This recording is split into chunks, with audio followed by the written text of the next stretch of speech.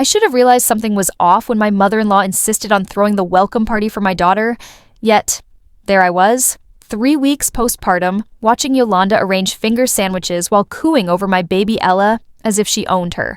I'm Lindsay, and this is how my husband and his mother attempted to undermine me, and how I made them regret it. "Oh, darling, you look well.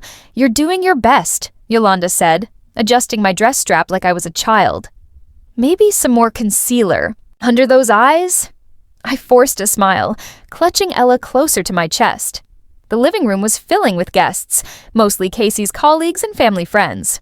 My sister Vivian couldn't make it, stuck in court, and I couldn't help but wonder if Yolanda planned it that way. "Where's Casey?" I asked, scanning the room for my husband. "Oh, finishing up some work calls. You know how important his position is," Yolanda replied, her smile not reaching her eyes. Unlike maternity leave, which she seemed to think was just a vacation. Before I could respond, my former best friend Marley swooped in. "Lindsay, you're actually up and dressed," she exclaimed, exchanging knowing looks with Yolanda. "We were all so worried when you weren't answering calls last week." I replied flatly, "I was recovering from a C-section. Doctor's orders." Of course," Marley said, patting my arm, while my cousin bounced back in. Casey finally emerged from his home office, impeccably groomed in his casual blazer. He kissed my cheek, cold and mechanical, and immediately reached for Ella. "Let me take her, honey. You look tired." The room hushed as Yolanda clinked her glass, and my stomach dropped as I watched her command everyone's attention. This wasn't a spontaneous toast. "Friends and family, thank you for coming to welcome our precious Ella." Yolanda's voice carried that false warmth I had come to despise. As you know, becoming a mother is challenging. Some women adapt naturally while others— She paused, her eyes finding mine. "Others need more support." The silence became heavy. Casey stood beside his mother, still holding our daughter and avoiding eye contact with me, which is why Casey and I have made arrangements. Yolanda gestured to manila envelopes being distributed by the catering staff. "We've prepared a care plan. I'll be moving in temporarily to take over primary caretaking duties while Lindsay focuses on her recovery." The room erupted in whispers, and I stood frozen, watching guests pull out glossy documents detailing my supposed instability. 3 weeks of concerning behavior, records of maternal reluctance, even quotes from my private therapy sessions that Casey had insisted I attend. With the doctor his mother recommended. "It's for the best, honey," Casey finally said, bouncing our daughter. "Mom knows what she's doing." I felt the room spinning, not from shock, but from pure, crystallizing rage. "Lindsay," Marley touched my arm. "Maybe you should sit." I smiled, calm and collected. "Actually, I think I'll take Ella for her feeding." Oh, I can do that." Yolanda stepped forward. "We have bottles ready." "No," my voice cut through the room. "My daughter, my breast milk, my decision." I took Ella from Casey's arms, his face flickering with uncertainty at my steadiness as I walked upstairs. I heard Yolanda smoothly steering. The conversation toward refreshments in the nursery. I held Ella close, breathing in her perfect newborn scent. They thought they'd blindsided me, that this carefully orchestrated humiliation would break me. My phone buzzed. A text from Vivian. "Court filing confirmed. Operation Karma starts Monday." I kissed Ella's forehead, a cold smile spreading across my face. While they had been planning their intervention, I had been planning too. Every manipulative text, every financial document, every recorded conversation where Yolanda talked about taking over once the baby arrived, all safely backed up and in my lawyer's hands. They wanted to paint me as unstable?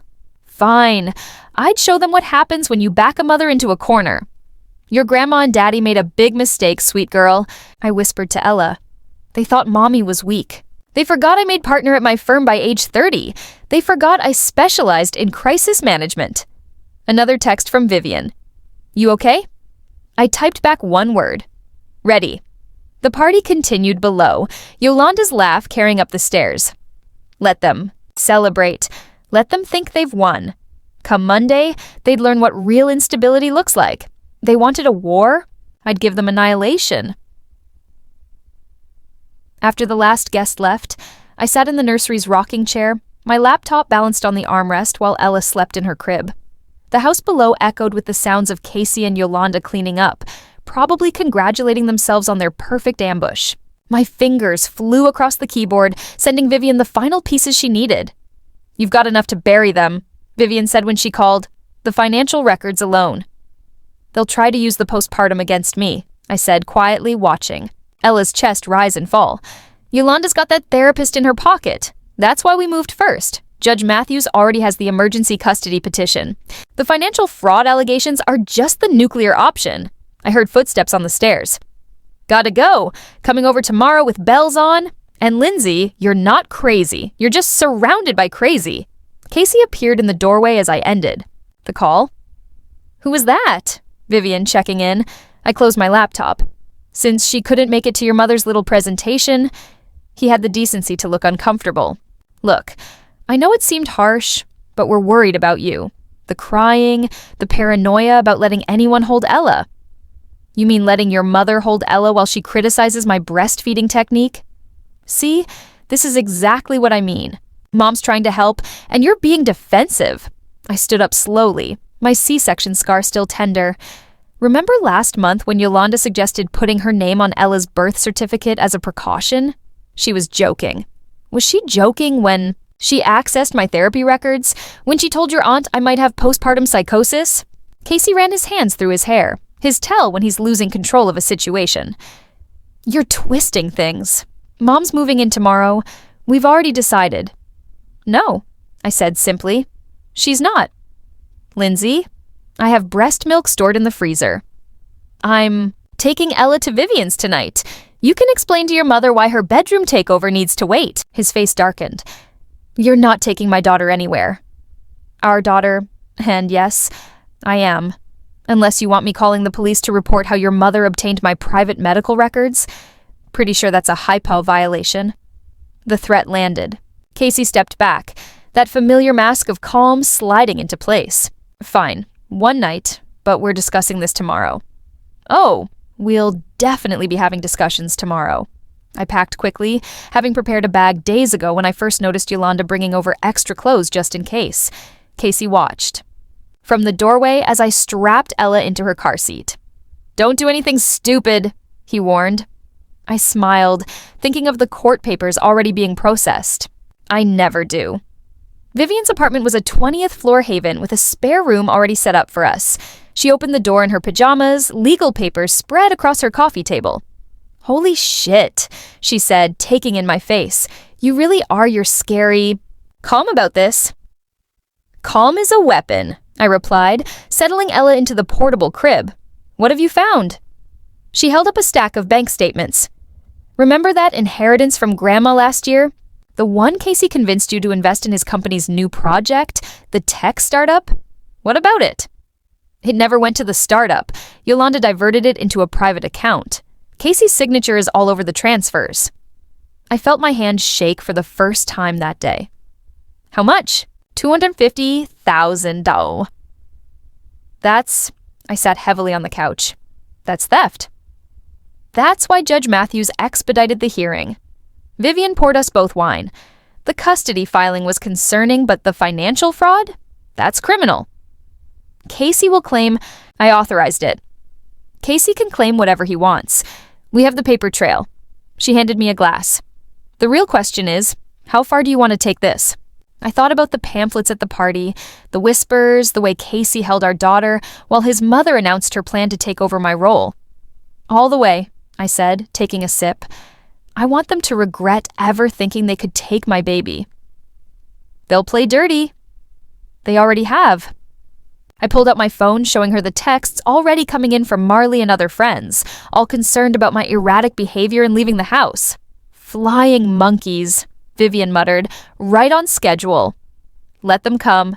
Every worried text, every call about my mental state. It's all evidence of harassment." Ella stared in her sleep, making those tiny noises that melted my heart. I touched her tiny hand, her fingers wrapping instinctively around mine. "Tomorrow," I said softly, "we show them what a real intervention looks like." The next morning, I drove to my old office building, Ella securely strapped in her carrier. Otto was waiting in the coffee shop across the street, his familiar grin warming something in my chest I thought had frozen solid. "There's my favorite tiny human," he cooed at Ella before looking up at me. "And her warrior mom. You look like hell.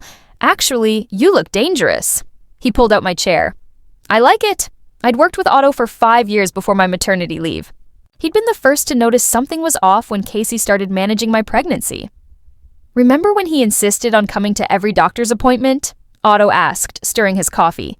He said he was being supportive while texting his mother updates about my concerning questions to the doctor. I adjusted Ella's blanket. "I should have seen it then." "You were busy growing a human." "Speaking of," he reached into his messenger bag. "I found those email threads you asked about, the ones where Casey discussed your temporary replacement." My hands stilled. "From when?" 4 months into your pregnancy, way before any maternity leave discussions. I scanned the printed emails. Casey had been planning with HR to transition my accounts permanently, citing concerns about my work-life balance after the baby. He was setting me up to be a stay-at-home mom under his mother's supervision. "Keep reading," Otto said grimly. There. It was Yolanda's name in Casey's correspondence with his boss, Gareth, discussing a family office arrangement using my inheritance as seed money. That manipulative son of a... Careful, Otto gestured to Ella's little ears. My phone buzzed. Marley again?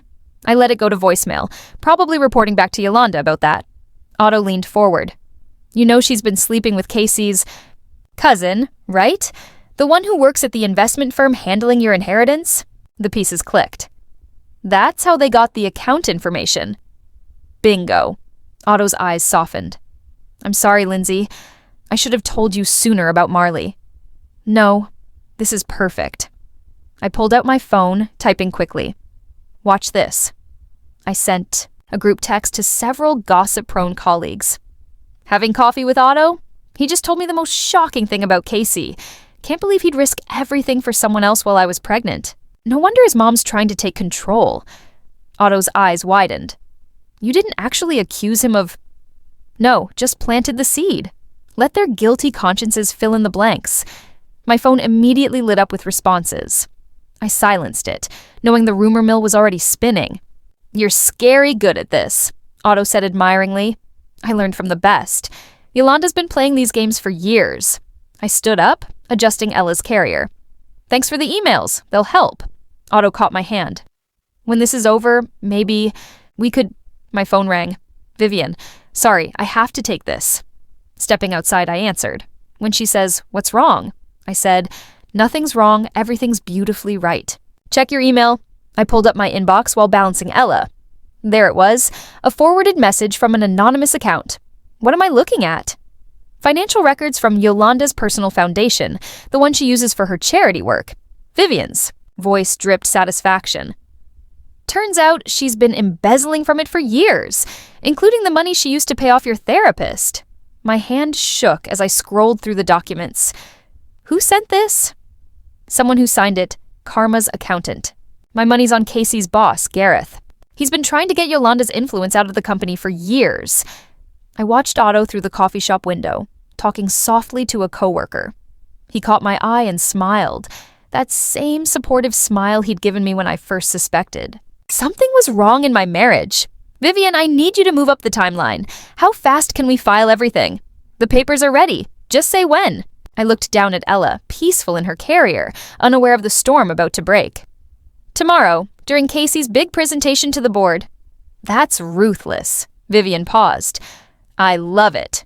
My phone buzzed with another text. Casey this time. "Mom's upset you're not answering her calls. Come home. We can work this out." I typed back, "You're right. Let's talk tomorrow after your presentation." Looking up, I caught Otto watching me again. He raised his coffee cup in a mock toast, and I felt a flutter that had nothing to do with revenge. Tomorrow, I'd burn Casey's world down. But today, for the first time in months, I felt like myself again. The next morning, I dressed carefully, in my old power suit, the one I wore to close my biggest deals. Ella matched in a pristine white onesie, the picture of a well-cared-for baby. Appearances matter when you're about to destroy someone's life. "Ready for our little visit?" I cooed to Ella. checking my hidden voice recorder. Yolanda opened her front door with obvious surprise. "Lindsay, I've been trying to reach you." No, I came to apologize." The lie tasted sweet. "May I come in?" Her house was a shrine to control, everything perfectly placed. Photos of Casey everywhere, but none of me. She led us to her immaculate living room, practically vibrating with satisfaction. "I'm so relieved you're being sensible," she said, reaching for Ella. "Casey was worried you might do something rash." I held Ella closer. "Actually, I wanted to understand something first. The foundation money. How long have you been using it to manipulate Casey's life?" The color drained from her face. "I don't know what you're talking about." "The therapist you paid to diagnose me with postpartum depression, the one who conveniently shared all my sessions with you." I pulled out my phone, playing a recording. She confessed everything this morning. Something about not wanting to lose her license. Yolanda's mask cracked. "You ungrateful little—" "Careful," I warned, still recording. "Remember who's holding the baby." "That baby should have been mine to raise." She caught herself, lowering her voice. "Casey was perfect before you. Perfect. Then you got pregnant and suddenly he's questioning everything. The company, investments, my involvement in his life, not mine, not Ella's. You have no idea what it takes to build a legacy." Yolanda stepped closer. "That inheritance of yours is protecting Casey's future. Your postpartum confusion would have wasted it on some daycare business." Got her. The recording caught every word. My phone buzzed. Vivian. "Court orders signed, green light." "Thank you, Yolanda," I said calmly. That's exactly what I needed to hear. What a confession about the inheritance, the fraud, all of it. She lunged for my phone, but I stepped back. "You recorded me!" "You can't. That's illegal." "Single-party consent state." I smiled. I consented. The doorbell rang. Yolanda froze as a man's voice called out, "Legal courier service." "That would be your cease and desist order," I explained, bouncing Ella. Gently. "The fraud investigation notice should arrive this afternoon." "You wouldn't dare." "Casey would never let you." "Casey's about to have his own problems." I checked my watch. In about 30 minutes, actually. Yolanda grabbed her phone, hand shaking. No signal. "What did you do?" "Me? Nothing. But cell towers do mysteriously go down sometimes, usually back up in an hour or so, just long enough for certain presentations to go uninterrupted." The courier knocked again. Yolanda's face contorted with rage. "Get out of my house!" Gladly. But first, I placed a final envelope on her perfect coffee table. Divorce papers. I had them drawn up weeks ago when I first found the transfer records. You should be proud. I learned manipulation from the best. "I'll destroy you," she hissed. "No," I said softly. "You already tried that at my daughter's welcome party, remember?" Ella began to fuss. Perfect timing. I headed for the door, pausing in the doorway. "Oh, and Yolanda, the foundation board meets this afternoon. Funny how many anonymous tips they've received about financial irregularities." The courier was still waiting. I nodded to him as I left, Yolanda's scream of frustration following me down the walkway. My phone buzzed back to life as I drove away. Right on schedule, 3 missed calls from Casey. A text from Vivian.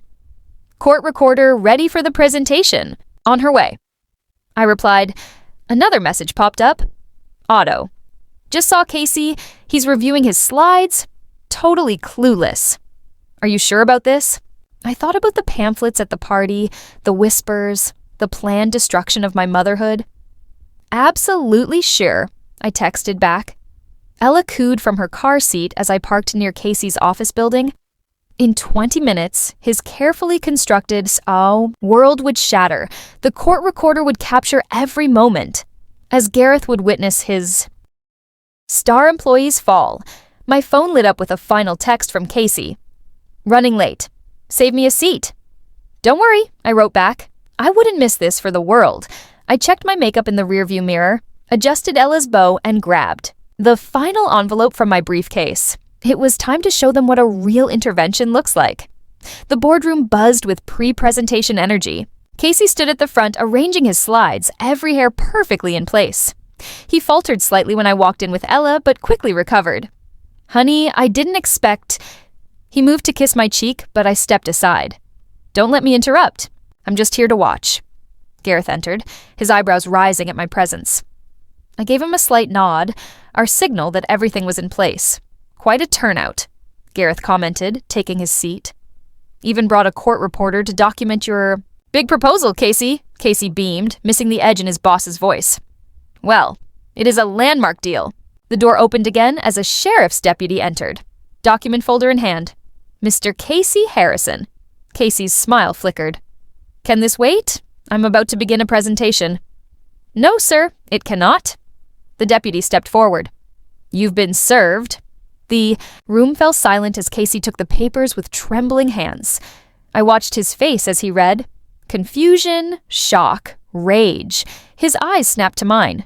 "What is this?" "Emergency custody," I said calmly, "plus some interesting financial fraud allegations. You might want to read the part about your mother's foundation." "You can't," he exclaimed, his voice rising. I smiled sweetly. "Oh, don't stop on my account." I settled into a chair, adjusting Ella's blanket. "I'm sure the board would love to hear about the tech startup, the one you diverted my inheritance into, or was that money actually funding your mother's private accounts?" Gareth stood up. "Casey, is there something you need to tell us about the investment structure?" "This is ridiculous." Casey's composure cracked. "She's unstable. Postpartum depression. My mother has documentation from the therapist she paid." "Off." I pulled out my phone and played Yolanda's confession from earlier. The color drained from Casey's face as his mother's voice filled the room. "That inheritance of yours. It's protecting Casey's future." "Turn that off," he whispered, panic rising. "Isn't this what you wanted? Everything out in the open?" The board members shifted uncomfortably, one pulling out his phone, no doubt checking the company's legal exposure. "Casey," Gareth's voice was stern. "Is this true about the diverted investments?" "I can explain it to the SEC," Casey stammered. I cut in. "They're very interested in where that money went." Casey lunged for my phone, but the deputy stepped between us. Ella started crying. Right on cue.